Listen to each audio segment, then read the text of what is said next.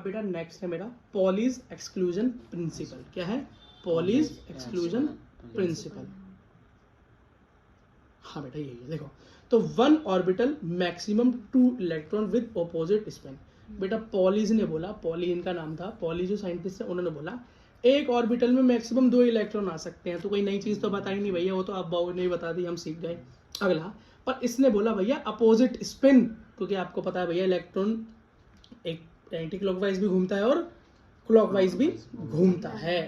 ठीक है, तो बेटा हमको खुद पता है कि एस में मेरे 2 इलेक्ट्रॉन आ सकते हैं, पी में 6, डी में 10 और एफ में 14। कैसे आ सकते हैं वो मैंने आपको पहले ही बता दिया। और मैंने यहाँ पे बेटा लिख रखा है कि पी में 3 ऑर्बिटल होते हैं, 6 इलेक्ट्रॉन आते हैं, डी में 5 होते हैं तो 10 आते हैं, एफ में 7 होते हैं तो 14। क्यों?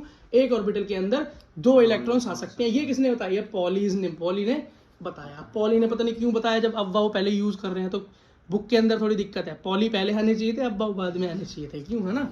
अगला देखो बेटा, अगला है बेटा हुंड्स रूल। क्या है? Hund's rule of maximum multiplicity. ये बहुत इंपॉर्टेंट है हुंड्स रूल। क्यों बेटा? हुंड ये बताता है, हुंड बेटा हवा में बात नहीं करता, हुंड कहता है मुझे ऑर्बिटल बनाकर दिखाओ और उसमें इलेक्ट्रॉन भर कर दिखाओ। क्या बोलता है? इलेक्ट्रॉन भर कर दिखाओ। मान लो इसने सबसे पहले पी क्या ले ली? पी सबशेल ले ली। क्या ले ली? हमने पी सबशेल का एक चित्र बनाया। ठीक, अब उसने बोला पी सबशेल में कितने ऑर्बिटल है, मतलब उसके अंदर और कितने सेक्शन है? पी में 3। पी में 3 निकलते हैं ना, ऊपर देखो बेटा, पी में 3 ऑर्बिटल्स होती हैं ना, तो पी में मैंने कितने सेक्शन बनाए? 1 2 3। और पॉली ने क्या बताया बेटा? उससे पहले हमें पॉली बता चुके हैं क्या, कि एक ऑर्बिट के अंदर 2 इलेक्ट्रॉन आते हैं। और बेटा हम तो पहले ही कर चुके हैं इस क्वेश्चन को, लेकिन उसने बोला 2 के 2 मत घुसेड़ देना। उसने क्या बोला? उसने बेटा हुंड्स रूल ने ये बोला सबसे पहले इलेक्ट्रॉन को सिंगल सिंगल भरो, जितनी भी ऑर्बिटल दे रखी हैं उसमें सिंगल सिंगल भरो और फिर बाद में उसका पेयर बनाओ। पेयर भी कैसा? Negative pair. पॉजिटिव मतलब ऊपर की तरफ और नेगेटिव मतलब नीचे की तरफ, क्योंकि बेटा स्पिन तुम्हें पता है दोनों तरफ मूव करता है इलेक्ट्रॉन। तो एक ऊपर की तरफ और एक नीचे की तरफ, क्लॉकवाइज और एक एंटी क्लॉकवाइज। सबसे पहले सीधा सीधा भरो और फिर बेटा उसके उल्टा भरो। जैसे इसने बोला पी और पी सबशेल है, उसके अंदर कितने? 5 इलेक्ट्रॉन भरने हैं। कितने? पी सबशेल में कितने इलेक्ट्रॉन भरने हैं? 5 इलेक्ट्रॉन भरने हैं। तो पी सबशेल में ऑर्बिटल होते हैं 3, तो हमने 3 सेक्शन बना दिए। इलेक्ट्रॉन को सिंगल सिंगल भरना होता है तो एक सिंगल सिंगल सिंगल भर दिया, 3 हो गए। अब बेटा इसके अपोजिट भरने हैं। कैसे? तो एक सबसे पहले भरा, पेयर बन गया पहला, दूसरा भरा, फिर पेयर बन गया, लेकिन बेटा टोटल मेरे 5 हो गए, तो अब इसको ऐसे ही छोड़ना पड़ेगा। ये है हुंड्स रूल। क्या है बेटा? Hund's rule. हुंड्स रूल के अकॉर्डिंग बेटा ये क्वेश्चन ऐसे ही सॉल्व होता है। अगला देखो बेटा, नोड्स। क्या? नोड्स। नोड्स क्या होते हैं भाई? ये तुम पहले ही पढ़ के आ चुके हैं। ये देखो वेव मैकेनिक मॉडल के अंदर हमने बताया था वो जगह जहाँ पर बेटा इलेक्ट्रॉन मिलता है पोजीशंस में, वो होती है भैया ऑर्बिटल्स। हाँ, और बेटा जहाँ पर इलेक्ट्रॉन मिले ना, हाँ, वो जगह होती है नोड्स। क्या होती है? नोड्स। तो बेटा जहाँ इलेक्ट्रॉन ना मिले एटम में वो क्या है? नोड्स। वो बेटा 2 तरह की होती हैं। कैसी? 2 तरह की नोड्स होती हैं। एक होती है रेडियल नोड या और होती है एंगुलर नोड। मतलब रेडियल होगी या स्फेरिकल होगी, गोल होगी, कोई एंगल नहीं बनेगा। और एंगुलर नोड जो बेटा कोई एंगल फॉर्म करे। ठीक, तो स्फेरिकल जो नोड होगी बेटा वो कैसे निकलती है? वो निकलती है n - l - 1। n - l - 1। l क्या है? n क्या है? Principal quantum number. l क्या है? Azimuthal quantum number -1। और बेटा एंगुलर नोड तो बस l निकलती है। l मतलब एजीमुथल क्वांटम नंबर। इसका मतलब s में तो l 0 होता है, एस सबसेल के लिए तो एल 0 होता है, तो इसका मतलब एंगुलर नोड वहाँ पर होती नहीं। और होगी क्यों? मुझे पहले ही पता है कि एस सबसेल की शेप कैसी होती है? गोल। तो वहाँ एंगल बनेगा क्या? एंगल तो यहाँ बनेगा, यहाँ पर कुछ ये डंबल पंबल वाली शेप हो रही है तभी एंगल कुछ बन रहा है, डबल डंबल वाली शेप बने तो कुछ बनेगा एंगल। 0 में तो कुछ और एंगल है ही नहीं, 360 का टोटल खुद है। समझ में आ गया? तो नोडल प्लेन बेटा किसके बराबर वैल्यू होती है? एल के बराबर, एजीमुथल क्वांटम नंबर के हिसाब से इसकी बेटा क्या होती है? वैल्यू होती है। समझ गए? बस अगला देखो बेटा, लास्ट है इसके अंदर फोटो इलेक्ट्रिक इफेक्ट। बेटा मैं बहुत स्लो पढ़ा रहा हूँ, बहुत आराम से पढ़ा रहा हूँ और इंपॉर्टेंट टॉपिक्स आपको बता रहा हूँ। ठीक है? क्यों बेटा? आपका कुछ छूटे भी ना और आपका टाइम भी ज़्यादा वेस्ट ना हो, तो इधर उधर भागने की जरूरत नहीं है। लास्ट चीज समझ लो, फोटो इलेक्ट्रिक इफेक्ट क्या है बेटा? जब हम किसी भी मेटल के ऊपर फोटोन मारते हैं या एनर्जी देते हैं, उसे गर्म करते हैं, या उसके ऊपर बेटा सूरज की रोशनी पड़ती है और वो गर्म हो जाता है। जैसे हमारा वो होता है ना यार, बैटरी वाला सेल, चार्जर वाला, जो ऊपर सनरूफ पे लगी होती है, ऊपर क्या होता है, सन पड़ता है, गर्म हो जाता है वो। बेटा जब ऐसा होता है तो उसके अंदर से इलेक्ट्रॉन्स निकलते हैं। क्या निकलते हैं? इलेक्ट्रॉन्स निकलते हैं या एनर्जी एमिट करते हैं, ठीक है। और बेटा उसी के तरीके से हमारा क्या होता है, सेल चार्ज हो जाती है, बैटरी चार्ज हो जाती है, घर में क्या सोलर एनर्जी का काम हो जाता है। इसके बारे में कभी और बताते हैं, अभी सुन लो। तो बेटा जब किसी भी सरफेस पर, मेटल सरफेस पर लाइट पड़े और बेटा उसके चक्कर में इलेक्ट्रॉन्स क्या हो, इजेक्ट हो, बाहर निकल जाए, मतलब इतनी एनर्जी मिले इलेक्ट्रॉन की वो अपनी ऑर्बिट छोड़ के बाहर ही आ जाए, तो उसको बोलते हैं फोटो इलेक्ट्रिक इफेक्ट, ठीक। ये देने वाले साइंटिस्ट का नाम था आइंस्टाइन, और इसके लिए उन्हें क्या मिला था, नोबेल पुरस्कार।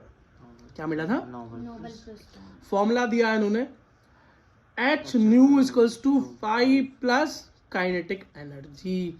बेटा यहाँ पर एच क्या है, ये एच है बेटा इंसिडेंट फोटो क्वांटा एनर्जी, मतलब या तो फोटो या क्वांटा बोल दो। क्वांटा क्या होता है भैया, फोटोन एक ऐसा क्वांटा होता है, तो इसको देख सकते हैं। फोटोन या क्वांटा एक ही चीज है, लेकिन भैया ऐसा क्वांटा जिसको देखा जा सके वो फोटोन कहलाता है, या क्वांटा बोल दो या फोटोन बोल दो। वो इंसिडेंट मतलब जब किसी सरफेस पर पड़ेगा इंसिडेंट होगा या पड़ेगा, तो किस एनर्जी से पड़ा, और ये क्या है, वर्क फंक्शन, मतलब किसी ऑर्बिट से इलेक्ट्रॉन को निकलने में जो ताकत लगेगी वो है वर्क फंक्शन, और उस बाहर निकलने के बाद जो उसमें तेजी आएगी। भैया मैंने माना कि मेरे पास 10 एनर्जी थी, कितनी 10, बाहर निकलने में 5 लग गई, और बाकी 5 से मैं इधर उधर घूम रहा हूँ, है ना। तो बाकी बची हुई 5 जो मेरी काइनेटिक एनर्जी परिवर्तित होगी, मतलब स्पीड बनेगी ना, स्पीड मतलब काइनेटिक एनर्जी इलेक्ट्रॉन की। तो बेटा यही है काइनेटिक एनर्जी ऑफ इलेक्ट्रॉन। ये वर्क फंक्शन मतलब मेटल में से इलेक्ट्रॉन के बाहर आने में जो ताकत लगी, जो अपनी शेल छोड़ने में ताकत लगी, वो वर्क फंक्शन। बस बेटा बात खत्म। यही एक क्वेश्चन था, है ना। अच्छा एक क्वेश्चन है बेटा यहाँ पे, calculate the ratio of energy of 2 radiation having wavelength इतना 2000 एंगस्ट्रॉम और 6000 एंगस्ट्रॉम रिस्पेक्टिवली। ये कह रहा है भैया 2 वेवलेंथ दे रखी है, सॉरी 2 एनर्जी की वेवलेंथ दे रखी है, क्या एक दे रखी है। तो एनर्जी का फॉर्मूला मुझे बताया, एनर्जी किसी भी रेडिएशन की एच म्यू के बराबर होती है। तो पहले वाले की एच न्यू 1 लिख दो, दूसरे वाले की एच न्यू 2 लिख दो। दोनों का भैया रेशियो कैलकुलेट करना है, मतलब दोनों का रेशियो बनाना है। न्यू क्या होता है, फ्रिक्वेंसी क्या होती है, c by lambda, speed of light बटे में वेवलेंथ। तो भैया इसकी जगह मैंने खोल दिया, तो ये हो गया एच सी बाय लैम्डा 2। अब ऊपर नीचे रख के काटेंगे तो भैया एच से एच गया, सी से सी गया, लैम्डा 1 बाय लैम्डा 2। अब इसको बेटा सीधा कर लो तो ये हो गया लैम्डा 2 बाय लैम्डा 1, ठीक है। अब ये लैम्डा 2 क्या दे रखा था मेरे को, 6000 वेवलेंथ, और लैम्डा 1 क्या दे रखी है, 2000। 6000 से 2000 कटा और आंसर आया 3000 एंगस्ट्रॉम। कोई दिक्कत? अगला क्वेश्चन देखो, calculate the kinetic energy of a photo electron object in a photon of energy है। बेटा एक फोटोन ने इसकी एनर्जी दे रखी है और काइनेटिक एनर्जी पूछ रहा है, तो काइनेटिक एनर्जी वाला क्वेश्चन तो फोटो इलेक्ट्रिक वाले से ही होगा। तो फोटो इलेक्ट्रिक की मैंने क्या पढ़ी थी, H new equals to 5 plus kinetic energy. तो बेटा ये काइनेटिक, ये तो पहली सी एनर्जी दे रखी है, फोटोन की एनर्जी पहले जो पड़ेगा सरफेस पे पड़ेगा उसकी एनर्जी टोटल दे दी 12, ठीक है। वर्क फंक्शन भी दे दिया, क्या वर्क फंक्शन क्या दे रखा है 8, ये खुद दे रखा है कि having work function 8 electron volt दे दिया। काइनेटिक एनर्जी पूछ रहा है, तो यहाँ प्लस का उधर जाएगा माइनस हो जाएगा, 4 इलेक्ट्रॉन वोल्ट निकल के आया, क्वेश्चन खत्म। कोई दिक्कत नहीं, ठीक है बेटा। ये थ्रेश होल्ड फ्रिक्वेंसी क्या होती है, याद रखना। थ्रेश होल्ड का मतलब होता है जब कोई अपनी पोजीशन जो होल्ड करके रखता है पोजीशन, उससे हट जाए, उससे हटकर कहीं और पहुंच जाए। मान लो मेरा भाई ये इलेक्ट्रॉन है, यहाँ बीच में न्यूक्लियस है, इलेक्ट्रॉन की फर्स्ट ऑर्बिटल में है, मैंने इसे एनर्जी ये भाग के 5वीं में पहुंच गया, कहाँ पर 5वीं में पहुंच गया, या बाहर ही निकल गया, इलेक्ट्रॉन को मूव छोड़ के बाहर भाग गया, ठीक। तो उसे बोलेंगे थ्रेश होल्ड फ्रिक्वेंसी। भैया थ्रेश होल्ड मतलब अपने होल्ड को छोड़कर भाग गया, तो उसे बोलेंगे थ्रेश होल्ड फ्रिक्वेंसी। बात समझ में आ गई, ठीक है बेटा। Photo electric effect and black body radiation support particle nature of light, मतलब लाइट का पार्टिकल नेचर सपोर्ट करती है ये थ्योरी जो है। पार्टिकल नेचर मतलब स्ट्रेट लाइन में मोशन, मतलब क्वांटम नेचर भी कह सकते हैं आप इसे बेटा। इसी के साथ आपका चैप्टर खत्म।